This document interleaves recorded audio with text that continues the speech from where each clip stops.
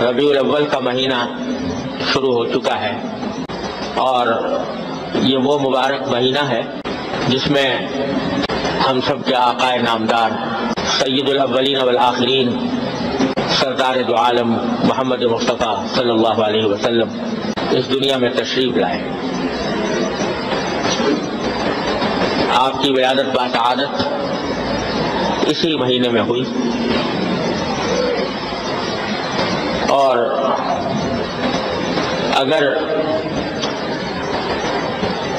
اسلام میں کسی شخصیت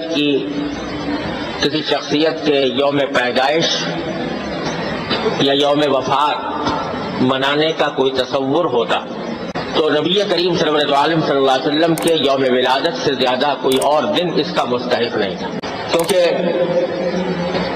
یہ وہ دن تھا جس میں اللہ تبارک و تعالی نے انسانیت کی رہنمائی کے لیے حضور نبی کریم سرور عالم صلی اللہ علیہ وسلم کو دنیا میں مبعوث فرمایا، دنیا کے اندر بھیجا، اور وہ ذات اقدس اس دنیا میں تشریف لائی جس کو ساری کائنات کی تخلیق کا مقصد کہا جائے تو غلط نہیں ہو۔ یعنی واقعتاً حضور نبی کریم صلی اللہ علیہ وسلم کی ذات والا صفات اس کائنات کی تخلیق کا مقصد تھی۔ اگر آپ دنیا میں تشریف لانے والے نہ ہوتے تو اللہ یہ کائنات ہی پیدا نہ کرتا، نہ یہ زمین ہوتی، نہ یہ آسمان ہوتا، نہ یہ ہوائیں ہوتی، نہ یہ بادل ہوتے، نہ سمندر ہوتے، نہ یہ دریا ہوتے۔ اور اقبال مرحوم نے اس بات کو بڑی بلاغت کے ساتھ کہا ہے کہ ہونا یہ نام تو کلیوں کا تبسم بھی نہ ہو۔ ہونا یہ نام یعنی نبی کریم صلی اللہ علیہ وسلم کا نام مبارک، ہونا یہ نام تو کلیوں کا تبسم بھی نہ ہو، چمن دہر میں بلبل کا ترنم بھی نہ ہو، یہ نہ ساقی ہو تو پھر میں بھی نہ ہو، خم بھی نہ ہو، بزم توحید بھی دنیا میں نہ ہو، تم بھی نہ ہو،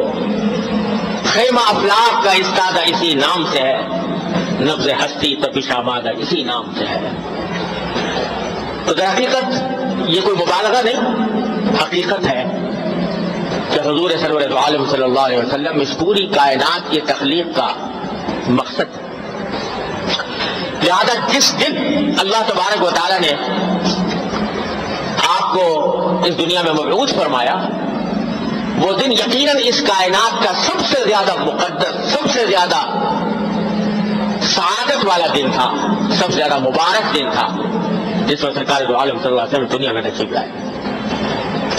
تو اگر اسلام میں کسی کے یوم پیدائش منانے کا کوئی تصور ہوتا تو اس دن سے زیادہ کوئی اس بات کا حقدار نہیں تھا کہ اس دن کو ایک عید کا دن بنایا جائے، اس کو ایک جشن کا دن بنایا جائے۔ لیکن جو دین لے کر سرکار دو عالم صلی اللہ علیہ وسلم تشریف لائے اور جس دین کی آپ نے ہمیں تعلیم و تبلیغ فرمائی، وہ دنیا سے نرالا دین ہے، وہ سارے مذہبوں سے نرالا مذہب ہے۔ اس میں اللہ تبارک و تعالیٰ نے حضور اقدس صلی اللہ علیہ وسلم کے حوالے سے اور آپ کے ذریعے ہمیں جو تعلیمات عطا فرمائی ہیں وہ یہ ہے کہ رسمی طور پر دن منانے سے کچھ نہیں ہوتا۔ کسی کا یوم پیدائش منا لو، کسی کا یوم وفات منا لو، اس کے اوپر جشن کر لو، اس کی یاد میں چراغاں کر لو، اس سے کچھ نہیں ہوتا۔ اصل بات یہ ہے کہ جو پیغام وہ لے کر تشریف لائے تھے، جو تعلیم انہوں نے دی تھی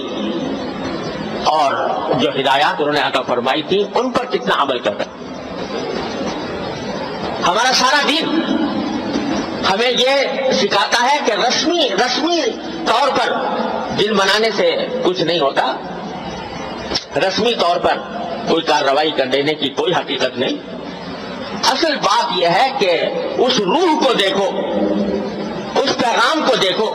جو سرکار دو عالم صلی اللہ علیہ وسلم لے کر تشریف لائے۔ صحابہ کرام نے یہ حقیقت اس طرح اچھی طرح سمجھ لی تھی کہ کچھ ہو جائے لیکن سرکار دو عالم صلی اللہ علیہ وسلم کی سنت کی اتباع کو نہیں چھوڑیں گے۔ آپ کو اس دنیا میں بھیجا گیا تھا اس کام کے لیے، چنانچہ ان کا ہر روز کوئی دن خالی نہیں تھا جس میں رسول کریم صلی اللہ علیہ وسلم کی سیرت اور سنت کا بیان نہ ہو اور اس پر عمل کرنے کی کوشش نہ ہو۔ ان کا ہر لمحہ وہ اتباع سنت میں گزر رہا تھا، لہذا ان کو کوئی رسمی کارروائیاں کرنے کی ضرورت نہیں تھی کہ وہ رسمی کارروائی کر کے کوئی دن منائیں اور اس میں جلسے کریں اور اس میں خوشیاں منا کے چراغاں کریں۔ ان کے دل میں چراغاں ہو رہا تھا، ان کے دل میں تقویٰ کا چراغ روشن تھے، ان کے دل میں اتباع سنت کے چراغ روشن تھے، لہذا ان کو رسمی کارروائیوں کی کوئی ضرورت نہیں۔ تو میرے بھائیوں اور دوستوں، میں عرض یہ کرنا چاہتا ہوں آپ سے بعد میں اور اپنے آپ سے پہلے، اپنے واسطے سے آپ حضرات سے عرض کرنا چاہتا ہوں، ربیع الاول کا مہینہ اس لحاظ سے بڑا مبارک مہینہ ہے کہ اللہ تعالیٰ نے اس کو سرکار دو عالم صلی اللہ علیہ وسلم کے دنیا میں بھیجنے کے لیے انتخاب فرمایا۔ اور جب ربیع الاول کا مہینہ آتا ہے تو ہمارے ملک میں خاص طور پر جگہ جگہ، گلی گلی، محلے محلے محفلیں منعقد ہوتی ہیں، سرکار دو عالم صلی اللہ علیہ وسلم کی سیرت طیبہ بھی کا بیان بھی ہوتا ہے، جلسے بھی ہوتے ہیں، چراغاں بھی کرتے ہیں لوگ، اور نہ جانے کیا کچھ عید میلاد النبی کے نام پر کیا جاتا ہے۔ لیکن ہم سب کے سوچنے کی بات یہ ہے کہ ہم کب سے یہ کام کرتے چلے آ رہے ہیں۔ سوچنے کی بات یہ ہے کہ آیا ان رسمی کارروائیوں کے بعد کیا ہماری زندگی میں کوئی تبدیلی آتی ہے؟ اتنے جلسے ہو گئے، اتنی تقریریں ہو گئی، اتنی محفلیں منعقد ہو گئی، اتنی نعتیں پڑھی گئی، اتنے درود و سلام ہوئے، الحمدللہ حضور اقدس صلی اللہ علیہ وسلم پر ایک مرتبہ درود شریف کو بھیج دے تو اللہ تعالیٰ اس کے اوپر 10 رحمتیں نازل فرماتے ہیں۔ اللہ تبارک و تعالیٰ ہم سب کو توفیق عطا فرمائے۔ لیکن سوال یہ ہے کہ یہ سب کچھ ہونے کے بعد کیا ہماری زندگی میں کوئی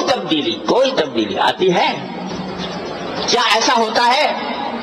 کہ ان کارروائیوں سے پہلے ہم کسی سنت سے محروم تھے اور اب ان کارروائیوں کے بعد کسی سنت پر عمل کرنے کی توفیق ہو گئی؟ اگر اس سوال کا جواب ہم اپنے گریبانوں میں منہ ڈال کر دیکھیں تو بظاہر اکثر و بیشتر اس کا جواب نفی ہی میں ملے گا۔ جس ڈھب پر زندگی پہلے چل رہی تھی اب بھی چلتی ہے، پہیا جس طرح گھوم رہا تھا اب بھی گھوم رہا ہے۔ پہلے اگر سرکار دو عالم صلی اللہ علیہ وسلم کی سنتوں کی اتباع کی فکر نہیں تھی اب بھی نہیں، تو بتائیے کہ آیا اس بات سے سرکار دو عالم صلی اللہ علیہ وسلم خوش ہوں گے کہ میری امت کے لوگوں نے میری تعریفیں تو بہت کر لی، لیکن کیا میں جس کام کے لیے آیا تھا اور جو پیغام میں لے کر آیا تھا، جو سنتیں میں نے وضع کی تھی،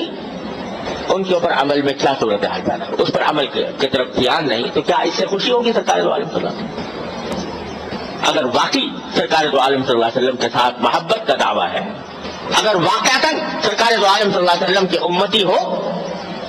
تو کم از کم اس مہینے میں اتنا جائزہ لے لو کہ سرکار دو عالم صلی اللہ علیہ وسلم کی کون سی سنت پر ہم عمل کرتے ہیں اور کون سے پہ عمل نہیں کرتے، جس پر نہیں کرتے اس کے اوپر اب کرنے کی کوشش کرتے۔ حضرت ڈاکٹر عبدالحی صاحب عارفی قدس اللہ تعالیٰ سرہ کی ایک کتاب ہے جس کا نام ہے اسوہ رسول اکرم صلی اللہ علیہ وسلم، اسوہ رسول اکرم صلی اللہ علیہ وسلم۔ وہ در حقیقت اسی آیت کے اوپر عمل کرنے کے لیے لکھی گئی ہے جو میں نے شروع میں پڑھی تھی، تمہارے لیے اللہ کے رسول کی زندگی میں بہترین اسوہ ہے، یہ بہترین نمونہ ہے۔ وہ نمونہ کیا ہے؟ صبح سے لے کر شام تک کی زندگی میں کیا کیا اعمال ہے جو سنت کا تقاضا ہے، ان کی فہرست جمع کر دی اس کتاب میں۔ آسان الفاظ میں ہے، کوئی اس کو پڑھنے میں دشواری نہیں ہے، اس کو ہر مسلمان اپنے سامنے رکھ لے اور اس کو رکھ کر جائزہ لے اپنا کہ میری زندگی کے اندر ان میں سے کون سی سنت ایسی ہے جس پر الحمدللہ میں پہلے سے عمل کرتا ہوں۔ اگر پہلے سے عمل کرتے ہو اللہ تعالیٰ کا شکر ادا کریں کہ اللہ تعالیٰ نے یہ عمل کی توفیق عطا فرمائی، اور کون سی سنت ایسی ہے کہ جس پر ابھی تک میں عمل نہیں کرتا اس پر عمل کرنے کی آج سے آغاز کرتے ہیں. تب تو بھائی ٹھیک ہے کہ بھائی ہم نے رسول کریم صلی اللہ علیہ وسلم کی سیرت اور سنت کا حق ادا کرنے کی کوشش کی. لیکن اگر جھنڈے لہرا دیے اور چراغ روشن کر دیے اور حضور اقدس صلی اللہ علیہ وسلم کے روضہ اقدس کی شبیہیں بنا لی اور بنا کر گنبد کھڑے کر لیے اور جلوس نکال لیا اور جلسے کر لیے، تو محض اس سے سرکار دو عالم صلی اللہ علیہ وسلم کی سیرت و سنت کا حق ادا نہیں ہوتا. اللہ تبارک و تعالیٰ اپنے فضل و کرم سے، اپنی رحمت سے ہمیں سرکار دو عالم صلی اللہ علیہ وسلم کی تعلیمات کو اس کی روح کے ساتھ سمجھنے کی توفیق عطا فرمائے اور اس پر عمل کی توفیق عطا فرمائے. وآخر دعوانا الحمدللہ رب العالمین. اهدنا الصراط المستقیم، ہم کو سیدھے رستے چلا